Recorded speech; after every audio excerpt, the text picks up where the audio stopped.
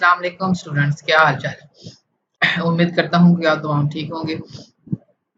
बहुत से स्टूडेंट्स की क्वेरीज आई थी कि ग्राफ के मुतालिक बताइए कि ग्राफ कैसे बनाना है। तो आज की वीडियो जो है ना वो ग्राफ के मुतालिक होगी। तो टाइम ज़ाया करने के बजाय स्टार्ट करते हैं। मैंने पिछली वीडियो के अंदर आपको बताया था कि ग्राफ के अंदर 5 मार्क्स का ग्राफ आएगा। आपको पेपर में 5 मार्क्स का ग्राफ होगा और ये 5 मार्क्स जो हैं आपको 5 स्टेप परफॉर्म करने के बाद आपको मिलेंगे। तो हम साथ-साथ आप नोट करते जाइएगा स्टूडेंट के कौन-कौन से हमने ग्राफ के पॉइंट जो है उनको फॉलो करना है ताकि हमें मैक्सिमम मार्क्स मिल सके।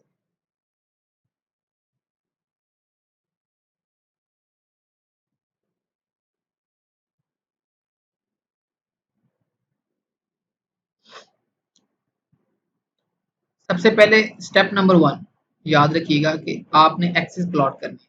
यहाँ पर हमारे पास एक ग्राफ आप देख सकते हैं स्क्रीन के ऊपर। मैं इस ग्राफ को हमारे पास डिफरेंट कलर्स के ग्राफ हैं बट ये जो ग्राफ आपको नज़र आ रहा है लेफ्ट साइड के ऊपर ये बेहतर है इसके ऊपर अंडरस्टैंड करना। आप लोगों ने एक चीज़ का ख्याल रखना है बच्चों कि आपने सबसे पहला जो स्टेप है उसमें लेफ्ट हैंड साइड के ऊपर और बॉटम के ऊपर दो एक्सिस प्लॉट करनी है, यानी कि वाई एक्सिस और एक्स एक्सिस। जो वाई एक्सिस आपने प्लॉट करना है वो लेफ्ट साइड से 2 बॉक्स अप्रोक्सीमेट छोड़कर आपने जो है वो ग्राफ प्लॉट करना है। जैसे कि सपोज अगर मैं यहाँ पर पॉइंट लगाता हूँ तो ये 2 बॉक्स छोड़कर आपने जो है यहाँ पर आपने वाई एक्सिस की लाइन लगानी। तो हम वाई एक्सिस की लाइन लगा लेते हैं।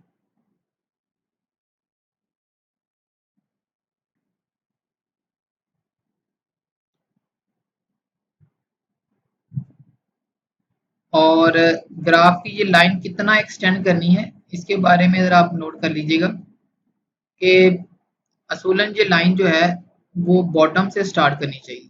ठीक है, बॉटम से स्टार्ट करें जहां से आपका ग्राफ स्टार्ट हो रहा है और ये 2 बॉक्स से पहले पहले यानी कि लास्ट 2 बॉक्स तक आपने ये लाइन को लेके जाना है वाई एक्सिस की लाइन को। और इसी तरह आपने एक्स एक्सिस के ऊपर भी ये लाइन लगानी है।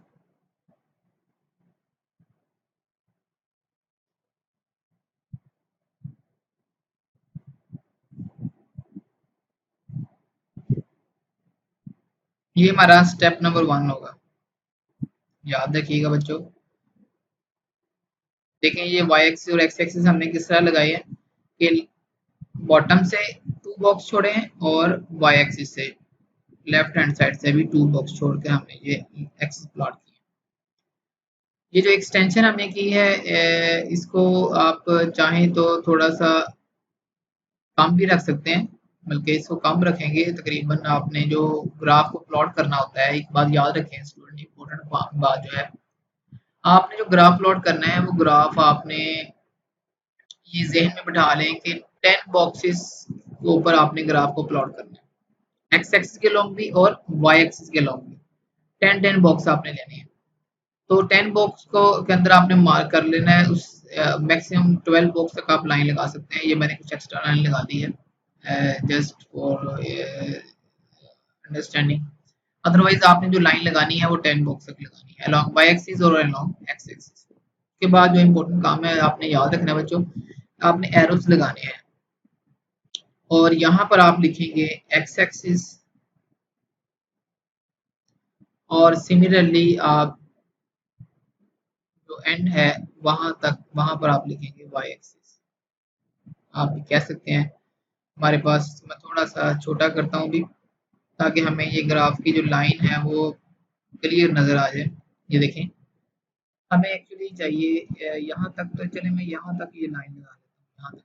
उसके बाद हम एक्स्ट्रा जो चीज़ है उसको रिमूव कर देंगे। एक्स्ट्रा लाइन का जो पोर्शन है उसको हम आपने 12 तक जाना है, मैक्सिमम से ज़्यादा नहीं जाना। तो यहाँ पर आप लिखेंगे वाई एक्सिस। ये पहला स्टेप हमारा कंप्लीट। नेक्स्ट स्टेप है बच्चों, याद रखें जो कि बहुत इंपॉर्टेंट है, जिन क्वांटिटीज के दरमियान में आपने ग्राफ प्लॉट करना है उनको उनके रिस्पेक्टिव एक्सिस में विद यूनिट लिखना है।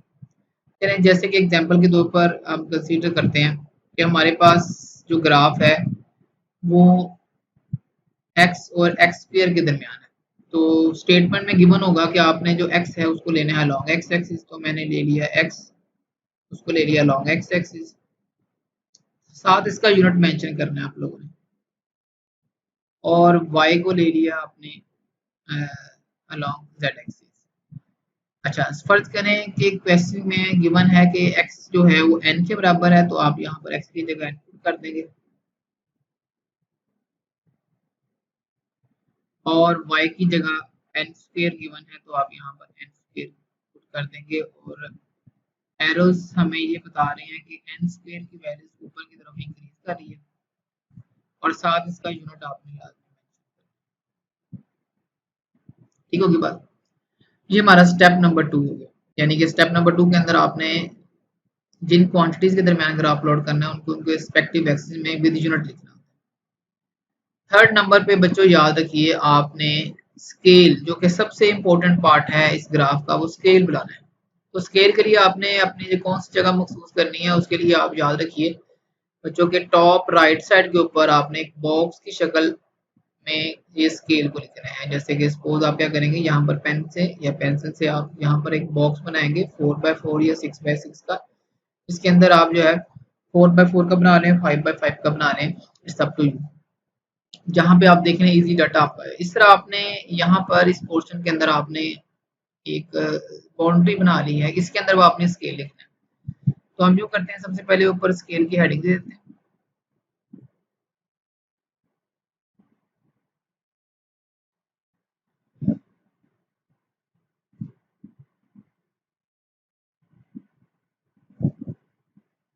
तो बच्चों सबसे पहले अब हमने हेडिंग दे दी है स्केल, उसके बाद स्केल के अंदर यहाँ पर अब आपने स्केल में क्या क्या चीज मेंशन करनी है, along x axis,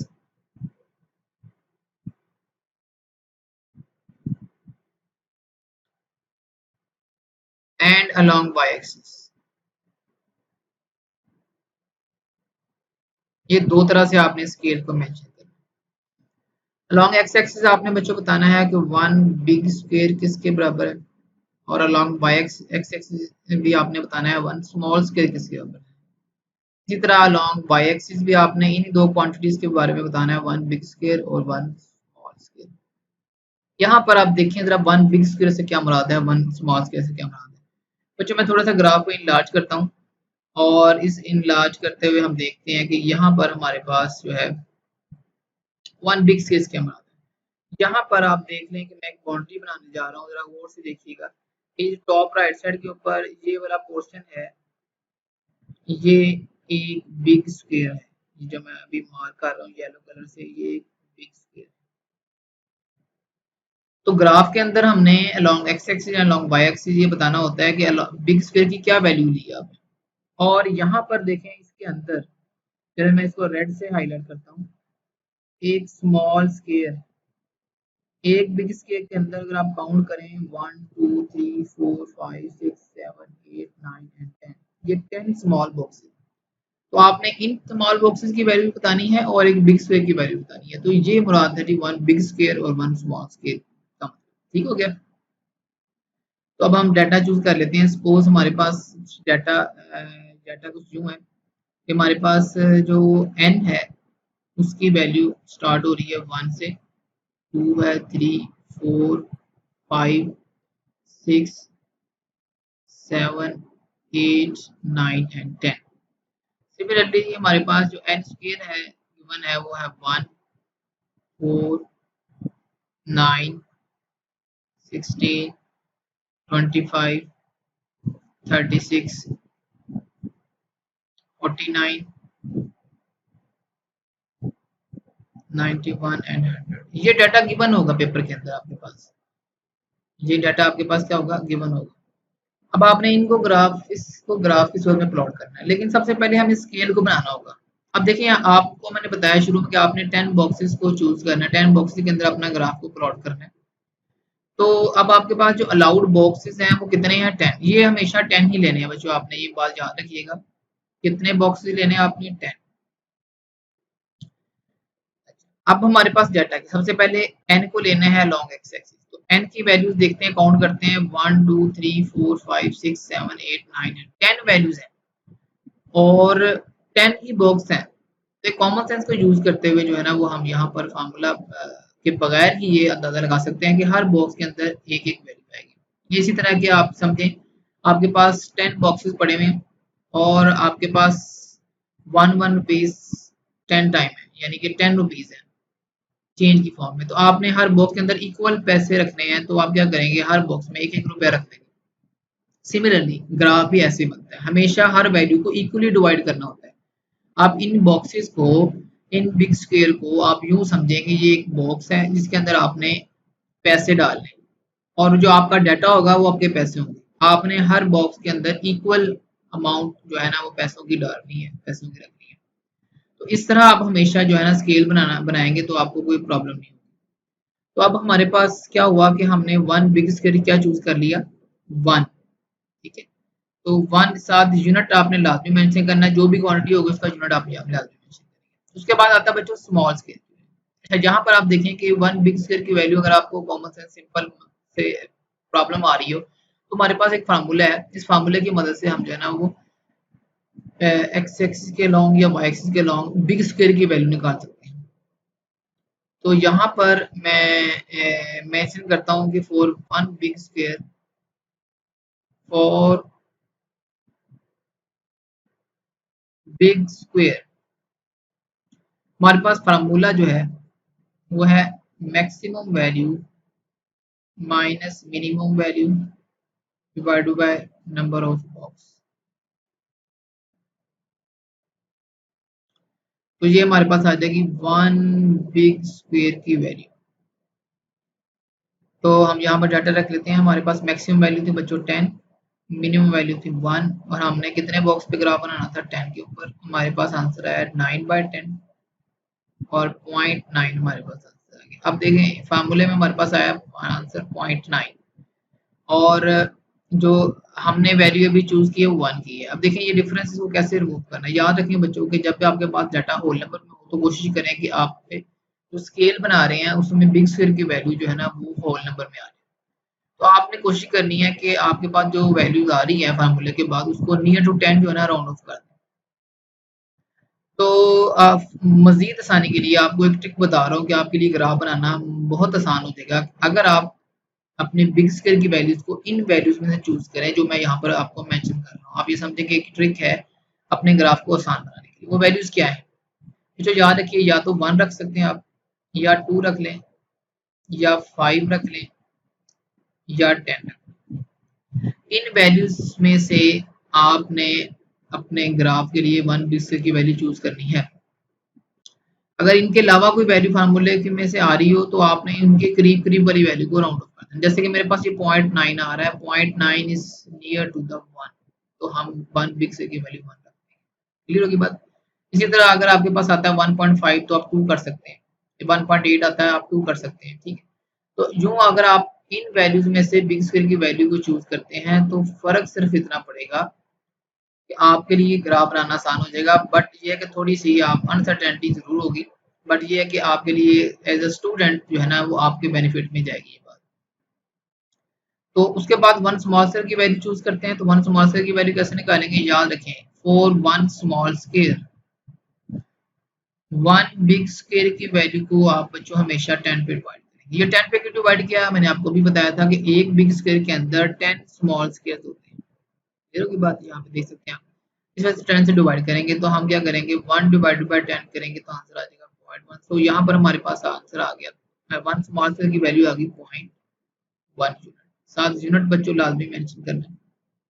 now next चलते हैं, वाई एक्सिस का स्केल बनाते हैं। वाई एक्सिस में हमारे पास जो वैल्यूज हैं वो है 1 से लेकर 100 तक, यानी हमारे पास 100 रुपीज है। आपने ऐसे कंसिडर करनी वैल्यूज, और आपके पास अलाउड बॉक्सेस कितने हैं, उतनी 10 जितने आपने एक्स एक्सिस पर लिए थे। अब आपके पास 10 बॉक्सेस हैं और 100 रुपीज है। कॉमन सेंस यूज करेंगे, हर एक बॉक्स में इक्वल इक्वल रखने हैं, तो आप फौरन से आपको पता चल जाएगा कि 10 रुपीज रखेंगे तो हमारे पास जो बिग स्क्वायर की वैल्यूज आ गई वो क्या आ गई, 10। 7 यूनिट जो भी होगा आपके पास उस वक्त क्वांटिटीज को आप लाजमी लिखेंगे। इसी तरह स्मॉल स्केयर की वैल्यू को 10 पे डिवाइड करेंगे तो आपके पास ये 1 यूनिट बन जाएगा।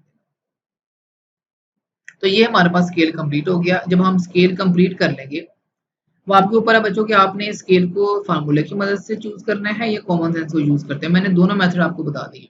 उसके बाद जो हमारा नेक्स्ट काम है वो हमारा है ग्राफ को प्लॉट करना। हम क्या करेंगे, यहाँ पर एक बात याद रखिएगा कि आपने बच्चों करना ये है कि इसमें से जो बिग स्क्वायर की वैल्यूज है ना, उनको आपने प्लॉट कर देना है, यानी ड्रॉ करना है, मेंशन करना है ग्राफ के ऊपर। ठीक है, तो अब हम उनको ग्राफ के ऊपर प्लॉट करते हैं। तो देखिए जी, जरा इसको गौर से देखिएगा। देखिए बच्चों, हमारे पास ये यहाँ पर जो दोनों एक्सिस मिलते हैं वो तो हो गया हमारा ओरिजिन। तो हमने कहा वन बिग स्क्वायर की वैल्यू 1 है अलोंग एक्स एक्सिस, इसी तरह ये बन गया 2, ये 3, 4, 5, 6, 7, 8, 9 एंड 10, यहाँ तक हमारा स्क्रीन। इसी तरह वाई एक्सिस के लॉन्ग आपने बिग स्क्वायर की वैल्यू जो कि है हमने 10 रखी है, 10, 20, 30, 40, 50, 60, 70, 80, 90 और 100। तो यूं ये हमारा डाटा जो है ना बिग स्क्वायर की वैल्यू हमने प्लेस कर दी। तो बच्चों हमने 3 स्टेप फॉलो कर लिए। फोर्थ स्टेप के अंदर आपने बच्चों ग्राफ को प्लॉट करना। अब आप देखिए हमारे पास ग्राफ कैसे प्लॉट करना है, जरा गौर से देखें। डाटा में कहा गया है कि n की वैल्यू जब 1 है तो n स्क्वायर की वैल्यू भी 1, वो पॉइंट आपने सर्च करना है। तो हम थोड़ा सा मैं ग्राफ को थोड़ा सा अब इनलार्ज कर रहा हूँ उन बॉक्सेस के ऊपर जहाँ जिनकी वैल्यू को हम प्लॉट कर रहे हैं। तो जरा गौर से देखिएगा, n की वैल्यू 1 और n स्क्वायर की वैल्यू। तो बच्चों जरा गौर से देखें, n की वैल्यू 1 तो 1 बिग स्क्वायर है along x axis will give you the value of 1। तो हमें जो है बिग स्क्वायर की वैल्यू ये 1 तो यहाँ पे मिली n की वैल्यू, बट n स्क्वायर की वैल्यू 1 है along y axis 1 small square यहाँ। तो जहाँ पर ये दोनों पॉइंट मिलेंगे वो हमारा पहला पॉइंट होगा। So let's first point, first box जो है ना हमारे पास ये वाला आ गया, ये पहला पॉइंट आ गया 1, n की वैल्यू 1 और n स्क्वायर की वैल्यू। क्लियर होगी बात बच्चों, यानी कि n की वैल्यू 1 कहाँ पे मिलेगी, along x axis 1 big square, and n square की वैल्यू 1 कहाँ पे मिलेगी, along y axis 1 small square. देखिए 1, ये 1 2 3 4 5 6 7 8 9 और ये 10, 10 small box equal to 10 1 big square. तो सिमिलरली सेकंड वैल्यू हमारे पास है 2 एंड 4, n की वैल्यू 2 कहाँ पर होगी, तो हम क्या कहेंगे 2 big square along x axis will give you the value of 2 and 4 of n square कहाँ पर मिलेगा आपको, 4 small box along y axis। तो हम क्या करते हैं, काउंट कर लेते हैं 1 2 3 4। तो 4 small box along y axis will give you the value of n square 4। इसी तरह 3 के ऊपर 9, तो 3 वैल्यू ये मिलेगी आपके पास, 9 काउंट करेंगे तो ये आपके पास 9 आ गया। इसके बाद 4 के बाद 16, 10 के बाद 4 आप करेंगे, 6 काउंट करेंगे। यहाँ पर बच्चों एक और इम्पोर्टेंट बात सुन लें कि 10 के बाद 4 काउंट, 4 पे 16 वैल्यूज है, ठीक है।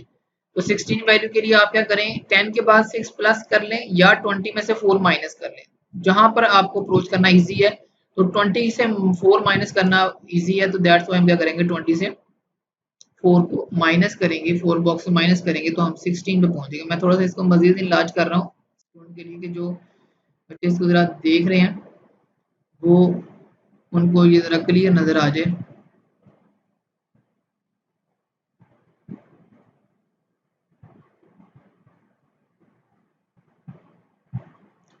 तो 4 पे 16 जरा देखना है आपने, 4 पे ये 1 2 3 एंड ये 4, 4 पे 16 1 2 3 एंड 4। तो ये बच्चों का 16 आपके पास बन गया। इसको सर्कल करना है, जो पॉइंट मेंशन करने हैं वो सर्कल करने हैं, ठीक है। 5 पे 25, तो 5 ये है, 25 के बाद 20 के बाद 5 बॉक्सेस 1 2 3 4 एंड 5, ये आ गया 25। 6 पे 36, तो 6 पे 36 पे चलते हैं, ये 6 आपके पास आ गया, 36 30 के बाद 6 पॉइंट 1 2 3 4 5 6। तो यहाँ से काउंट कर लें 6, या फिर आप जो है वो 30 में से माइनस कर दें। अच्छा 7 पे 49, तो ये 7 और 49 50 में से एक माइनस करके आप अप्रोच कर लें। इसी तरह 8 पे 64, तो 8 के ऊपर 64 कहाँ पर आएगा, ये 8 आ गया। ये एज का पॉइंट आ गया और 64 4 पॉइंट ऊपर 1 2 3 एंड 4, तो ये आपके पास आ गया 64। सिमिलरली आपके पास 9 पे 81, तो 9 के ऊपर आप देखें कि ये 9 आ गया और ये आपके पास आ गया 80 वाली लाइन को जरा गौर से देख लें आप जरा, ये आपके पास 81, ठीक है, ये 9 का पॉइंट और ये 81 और 10 के ऊपर 100, ये आपके पास आ गया। अब ये अब आपने 10 पॉइंट्स लगा लिए, मैं अब इसको दोबारा से स्मॉल साइज में करता हूँ, देखते हैं हमारे पॉइंट कैसे लग रहे हैं।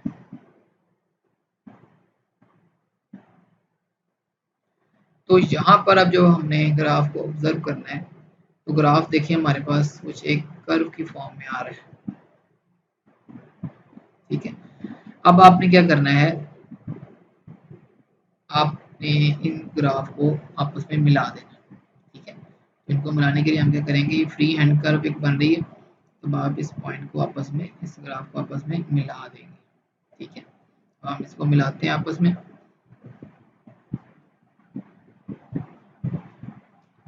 जब आप ये ग्राफ प्लॉट करेंगे तो ये ग्राफ एक फ्री हैंड कर्व बन रही होगी।